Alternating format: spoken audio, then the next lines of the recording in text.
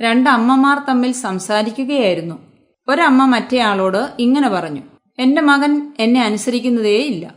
എന്താടാ ആഹാരം കഴിക്കുമ്പോൾ സെൽഫോണിൽ കളിച്ചുകൊണ്ടിരിക്കുന്നത് എന്ന് ചോദിച്ചാൽ അമ്മയും സീരിയൽ കണ്ടുകൊണ്ടല്ലേ ജോലി ചെയ്യുന്നത് എന്ന് പറയും.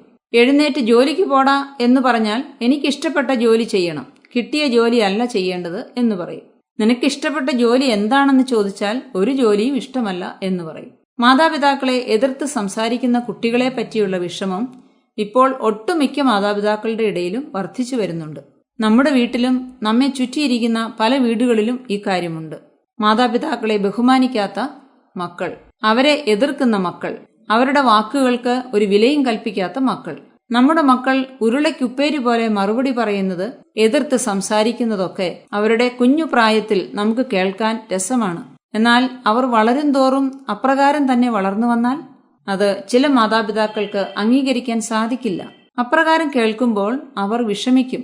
തീയതിനെ വെറുത്ത് നല്ലതിനോട് പറ്റിക്കൊള്ളുവീൻ. സഹോദരപ്രീതിയിൽ തമ്മിൽ സ്ഥായി പൂണ്ട് ബഹുമാനിക്കുന്നതിൽ അന്യോന്യം മുന്നിട്ടുകൊള്ളുവീനെന്ന് ബൈബിൾ പറയുന്നു. മുതിർന്നവരെ ബഹുമാനിക്കുകയുമില്ല, അവരുടെ വാക്കിന് വില കൊടുക്കുകയുമില്ല എന്നതാണ് ഇന്നത്തെ തലമുറയിൽ നാം കാണുന്ന കുറ്റം. നമ്മുടെ കുട്ടികളെ നാം നല്ലവരായി വളർത്തിയെടുക്കുവാൻ ശ്രമിക്കുമോ?